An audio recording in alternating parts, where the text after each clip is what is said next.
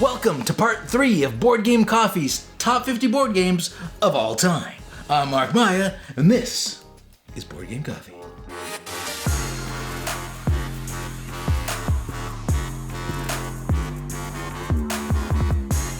Unmatched Battle of Legends, brought to us by Restoration Games and Mondo Games. Now, this, you know what my favorite part about this is that we got this at Gen Con, me and Brittany. And Brittany did such a good job, right? Because there was limited numbers of these puppies. That's what we got all this from Gen Con, and we didn't have any special access. Actually, if we had a vendor's pass, they weren't selling. They wouldn't be selling to us. We weren't vendors, but we had our media passes. The thing is, media passes didn't get us in any earlier. So Brittany was on a mission.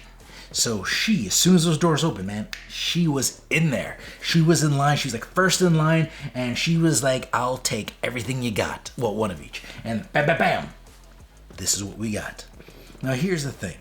Unmatched Battle of Legends, or just Unmatched for short, is a combat game, like an arena combat, where you play as one legendary character versus another legendary character. You can play up to 4 players, if I'm remembering this correctly. But anyways, the best part about this, other than it just being a skirmish game, is that you play, like in the core box, you get to play as King Arthur, Alice from Alice in Wonderland, Sinbad, or Medusa.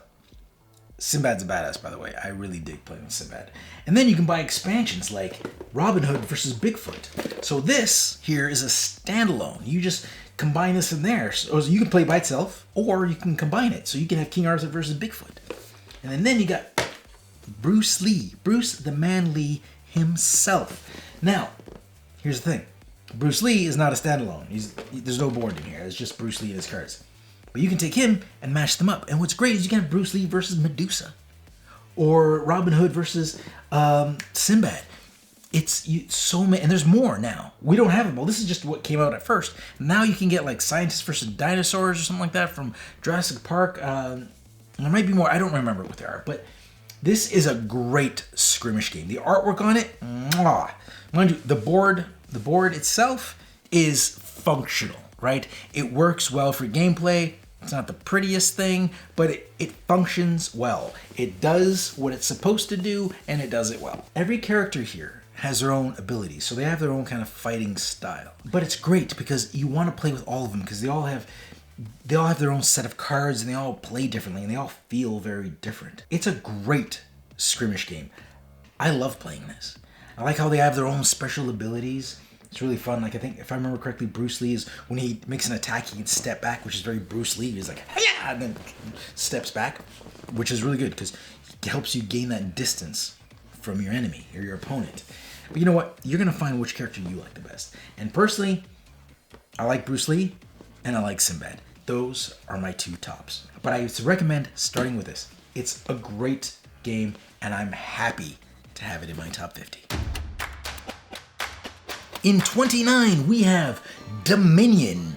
Dominion is a great deck builder. Now, this is the only Dominion I have, because I got into Dominion late, which has actually worked out, because then I could buy this thing, which had this collection of 3 games in one. But Dominion's great. It's a classic deck building game, competitive deck building game. So you're trying to knock out your opponent by building a better deck than they have. If you want to get into deck building and you haven't played Dominion, you gotta go to Dominion. You gotta give it a go. It's like the classic, man. It's the grand poobah. Like, a lot of games have come by since and improved on this, but this was the one who set a standard. Dominion set the standard. And then it was great because then everybody came around, they stood on Dominion's shoulders, and they improved deck building. If you haven't played Dominion, you gotta check out Dominion. It's an awesome competitive deck builder.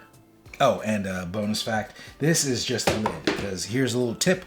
If you ever get this big box, don't ever tip it like that. All your cards will come out of the holders. The insert is great, but it does not stand like that. You want to keep it like so.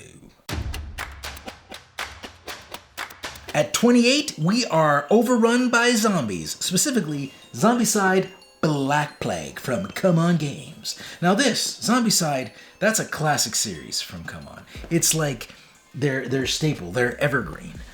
Zombicide is an awesome series, and this is my favorite from the series. And Brittany would agree. We were playing this as much as we possibly could, and we were trying to get everybody who came over. We were like, hey, let's play Black Plague. We brought over people's house, hey, let's play Black Plague. It was great. We just crushed this game, like from all angles. Just loved it. Now, Zombicide Invader almost took this slot, but only because it was newer, and I have more stuff for it, because I actually backed Invader on Kickstarter. This I did not, so this is all I got. Invader, I got lots of stuff. Check out our unboxing. It's huge. Now, but if I had to pick between the two, I gotta go Black Plague. Invader's close. It's a close second. Black Plague is awesome. If you haven't tried the Zombicide series, I'd recommend just jumping to Black Plague. You don't have to play them in order, but I recommend trying Black Plague. It's great. I love the theme. It's got the whole medieval magic theme, and there's like necromancers raising the dead, which fits because, you know, zombies. But here's the thing. Here's what Zombicide is as a whole is a dice chucking good time, right? You get in there. It's cooperative, right? So it's all your heroes of whatever they are, because there's multiple characters, especially if you get expansions even more. But you got your heroes, and one player can control all the heroes, or you could have, like, what is this, 4 or 5 players? 4 players? 5 players? 6? 6 players! You can play up to 6. That makes sense. I'm pretty sure we've played this at 6. It's such a simple game to get into. You basically pick a character. They have some weapons. The cards are easy to understand, and they basically say, hey, if you got this weapon, roll this dice. You got this spell, roll these dice. And then your dice decide if you hit or you miss. Is it a ranged weapon? Then you can hit things far away.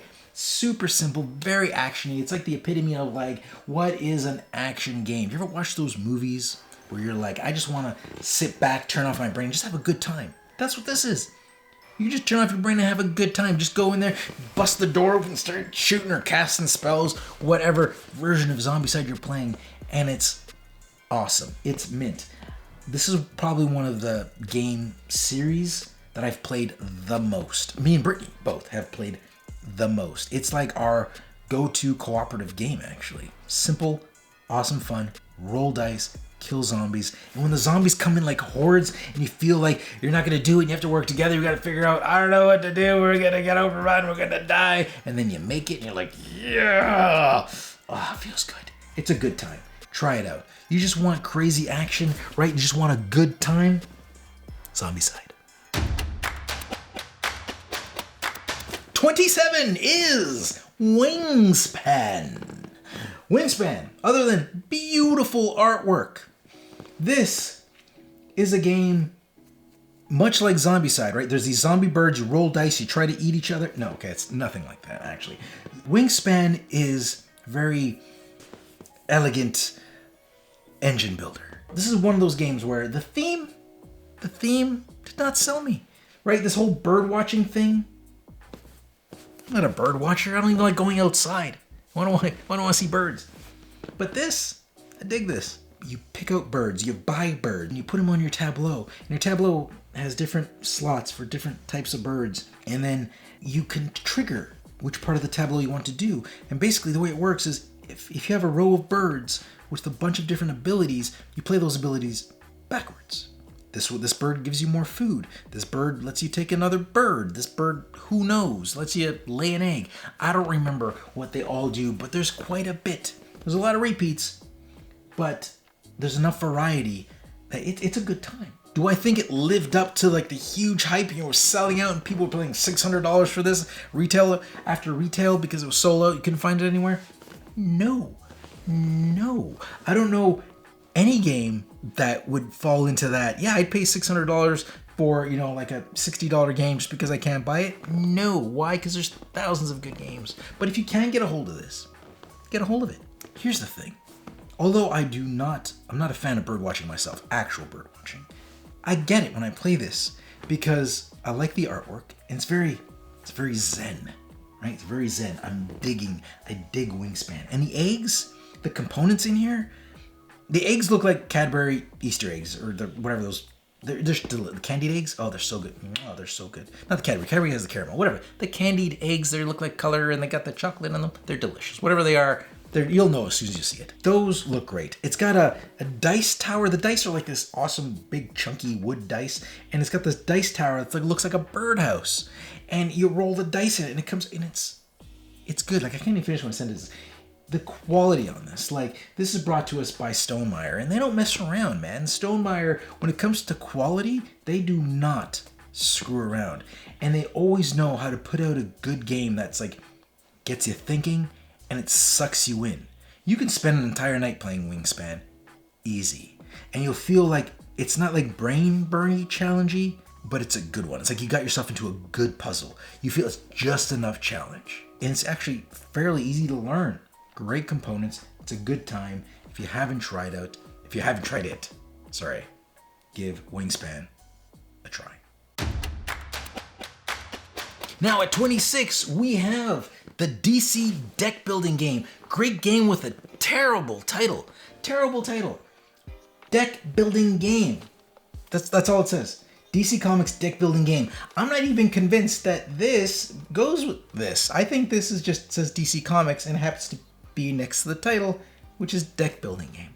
Now, the reason I have all these boxes here, and this is nothing. There is so much, and I have almost all of it.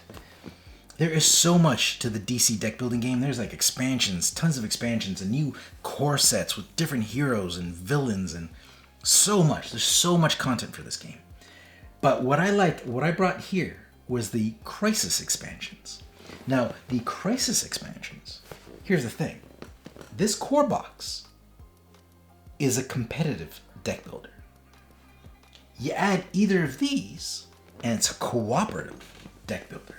Now, I do like the DC deck building game as is, but I didn't want to have it twice on the list, so I picked the mode which I prefer, which is DC deck building, the core game, with one of the cooperative expansions. But now, you have to work together or die, and it gets really hard in a good way.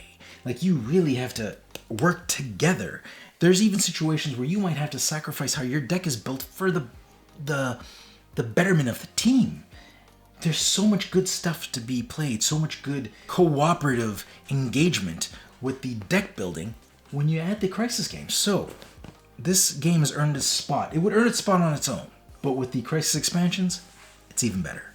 So check out the DC deck building game with the Crisis expansions. It's awesome. Now, kicking it up a notch at number 25 is Marvel Champions, the card game. Now, this is a living card game. So unlike the deck builder that I just mentioned, the DC deck builder, here you go in with your deck built, but now you do have options on what deck you bring in. So before you start the game, you choose your hero, and they come with a set amount of cards. Then you choose what kind of deck you'd like to make. Is it an aggressive deck, a leader deck? How do you want to customize your hero? So let's say I want Iron Man. Take the Iron Man cards, and I want him to be aggressive. So I take the aggressive cards. I take those, shuffle them up. I pick what aggressive cards I want.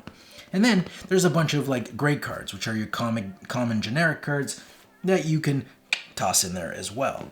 And then once you have that, once everybody's done that, you build your villain deck, right? And there's, I think in the core box, you get like Rhino and Ultron and I can't remember who else. But anyways, you get them, and then you're fighting like the Rhino. And he's got different levels. Like once you beat stage 1 of the Rhino, you go to stage 2 and it gets more difficult. And then all the villains that you're fighting, they have minions. So this is a cooperative living card game where you have to work together to beat the villain before they pull off their scheme. Now, what's great about this game is, unlike most superhero card games, you play as your secret identity and your superhero identity. So you'd have Spider-Man, flip the card over, it's Peter Parker, right? You have Captain Marvel, flip it over, Carol Danvers. So, and there's a difference, because when you're Peter Parker, you don't engage with the enemy, so they advance their scheme. But if you're Spider-Man, you do engage with the enemy. So they don't advance their scheme, but they are beating down on you, trying to take you out of the game. And you really have to work with your team. It does come down to the math sometimes. It does. But I don't mind that. I don't mind talking through the strategy with your team to try to figure out what is the best thing to do. So you work out the math in the card. I like it. but I like it. I like it. Now, some people don't. Some people don't like the math because it's just a math problem you have to solve. What do you have? What do you have? What do you have? Let's figure out the best combo and let's do that. It is that. But if you don't look at it like that, just don't break it down to that. It works great. It's a great, fun game and it's challenging. It is difficult. We've lost this game way more times than we've won, but I've enjoyed it every time. And there's so many expansions. And when you get an expansion for this, it's because they're coming up with expansions. It's a new game. They already got like 4, 5, 6 expansions out or something now. I've lost track. But when you get the expansions, they're like either villains with new schemes or entire hero packages. So like you can get like Miss Marvel or Captain America, and then you could play with them. It's like their cards, which you could add to this. So you could just keep building on this because this box has got a lot of space inside to expand on. So it's a great experience. If you like Marvel, if you like playing in that universe, you should check out Marvel Champions. Sorcerer City from Druid City Games at 24. This actually might be the newest game on my list. If not the newest, close to, really close. This is a tile laying game. Now, my tile laying game experience is minimal. And this is a timed tile laying game, which as soon as you told me timed, I lost interest. I actually turned off. The reason we have this, because Brittany introduced me to this. She wanted it. So this was her second. This was her second Kickstarter that she backed herself, that she went out and being like, I want this. It looks great. Get it for me. Or get it for herself. And that's what she did. She backed it and then it came. So I was like, all right, I'll play your timed tile laying game. And you know what? I really dug it. This is really good. So basically the timed in the beginning is not even an issue. And it feels fine because everybody's working on the same timer. And it's okay. It's okay. It's an acceptable level of time. But basically you have a bunch of tiles. You're building I don't know if it's your city, your sorcerer city. You're building it, and the way that tiles combine, there's a bunch of colors, and the tiles have all these weird little combos or color combinations. And then how you line them up will earn you points. There's shields that, like, if you have other shields around them, you gain points. If you have a bunch of the same color in a row, you gain points. If you have a bunch of the same color just connected, and no matter which way you go, you gain points. There's all kinds of different ways to gain points. Not only is this a tile-laying game, you also have to custom build your stack of tiles. So everybody gets their generic stack, and then in between rounds, you buy more tiles from the market to customize your stack. But as the game advances, you're also adding monster tiles, right? And when these jerks come out, they're always bad news, right? They're always like some monster that's like, you have to cover one of your good tiles, or you have to screw yourself over, or you don't get any points for this. There's a bunch of different monsters, and they do different things. And when you flip them, you have to obey those rules. And it's a great game, easy to learn. Everybody we've introduced this to just loves it. Fun, simple, tile-laying game. Don't worry about the timer. It works. Druid City Games, great job. You'll enjoy it. At 23, we've got Clank in Space. Now, the Clank series overall is awesome. As for when I first discovered the OG Clank, the medieval Clank, I loved it. Then I played Clank in Space. I loved it more. They've improved in a lot of areas of the original Clank. They've improved in Clank in Space. If you're gonna play one or the other, I would just jump to Clank in Space. They're all very similar. The idea, you're a bunch of thieves going in, stealing stuff.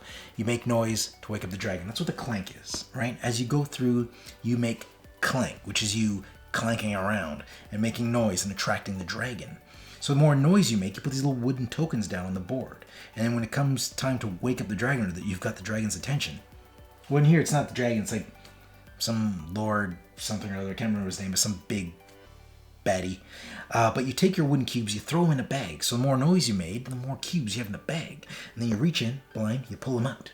And if it's your cube, you take damage. But basically the premise of the game is you're these space pirates, thieving people, and you're invading. You're the jerk in this instance, because there's like these aliens. And they're not like invading Earth. They're just chilling and they got their stuff. And then you run in there and you want to steal all their stuff. So all of you, we're all pretty much jerks going in there on our own, trying to rob as much stuff as we can and trying to screw over each other in the process, right? It's the jerky. This could be just jerks in space. That's what the premise is, and it's awesome. And Clank in Space is a solid deck building game, solid deck building, dungeon crawling, spaceship crawling adventure. It's awesome. If you like deck building games, try it out. It seems a little silly, but it's the best kind of silly. Heroes of Land, Air, and Sea at 22. Now another game from Gamelin Games. And you know what? When I said earlier, video 1, that there was another Gamelin Games game in our top 50 list, I wasn't even thinking of Heroes of Land, Air, and Sea. So that means there's even another one. Well, those guys know how to put out some good games, because there is 3 Gamelin games on our list. We had Tiny Epic Mechs, we've had that so far. Now Heroes of Land, Air, and Sea at number 22. Well done, boys. You're doing good. Scott Holmes, you've got yourself a pretty nifty designer. Now let's focus specifically on Heroes of Land, Air, and Sea. This game is huge. Like, check out our Instagram page.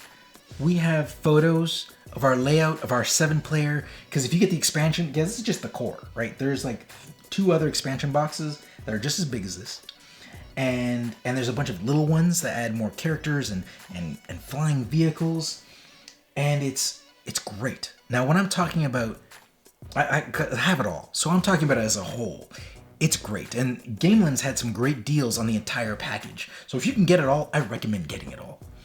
Because there's the one expansion, I can't remember what it's called, but it's got a floating island, and it just floats above the board. Oh, and above the board, you can, instead of the board that comes in this, you can opt out, you can like upgrade to the rollout neoprene mat, which is awesome.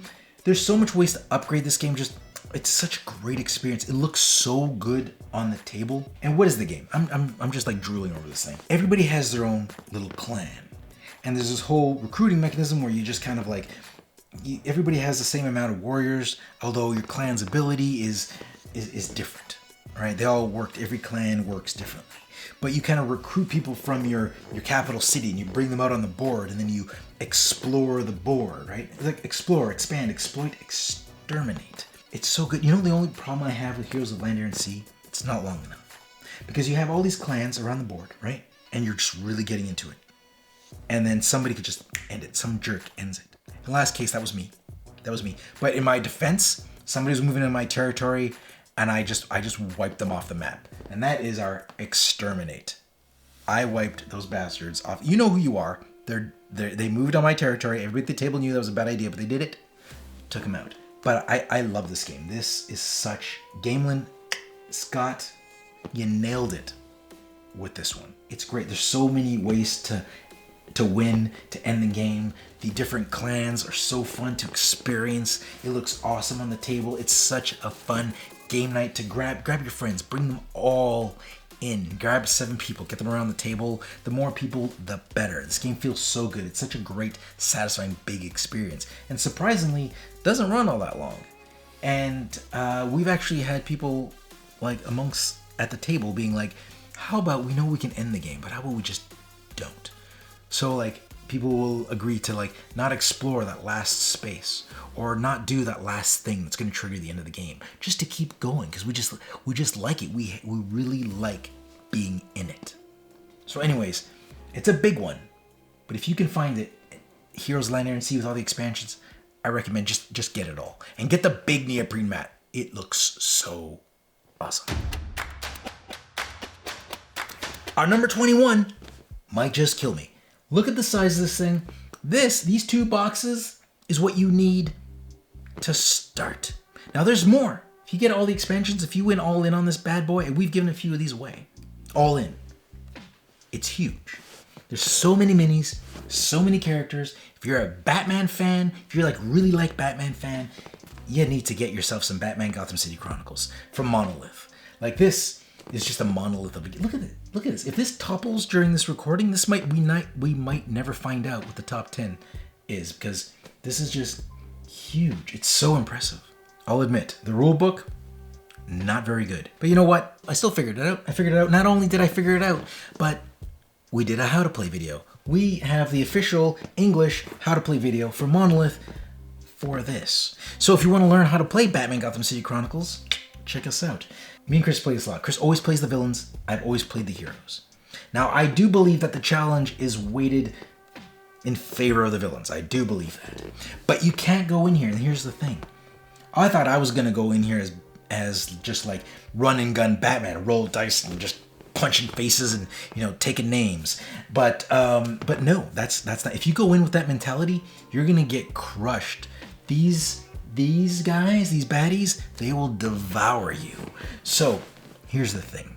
What you want to do is figure out what is your mission, right? Because there's a series of different missions. And there's tons of minis. So basically you go into a mission and they'll give you, here's all the characters that you can choose from. So you build you build your team with these characters. And you choose which team you want to play based on the characters that are available. I'd recommend examine the characters. Like, what are their abilities? How do they work together? Then pick your custom team. Not if you've liked this team before in another mission, doesn't mean they're going to be good for this mission. So you need to pick your team for the mission at hand. What's the challenge in front of you? If you do it, if you think of it like that, you could do this, because it is more like a puzzle instead of a run and gun. So you got to figure out how to outmaneuver your enemy, who seem overpowered and their numbers seem overwhelming. But when you win, oh, so satisfying. It's difficult. Even learning it's difficult. There's a lot of iconography, but there's things online that can help you with that. Oh, and if you have any questions about how line of sight works, Monolith has put together this pretty awesome site where it's a website. You go to it and you click. They have all their board layouts, and if you click on any of them, it'll tell you from this space all the areas that you have line of sight to. So it's a great game with so much variety. And if you're a Batman fan, you should try it out. But you really have to think it through. So you have to be ready for something a little heavier, and then you'll be ready for this. You'll be ready for this bad boy. And watch our how to play video. We'll teach you how to do it. Actually, it's been a while. It's been like a year since I played it myself. I think I'd have to watch my own how to play video. All right, that was part 3 of our top 50 countdown. So tune in tomorrow to check out part 4. We are almost at the bottom or the top. I guess it depends. It's a countdown, so the bottom, but in this case, the bottom is the best, and that's what you want to know. What is the best? Tune in to find out.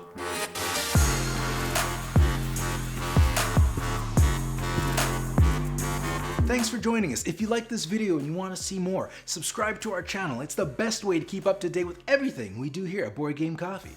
But if you want to see more right now, we got plenty of videos to choose from.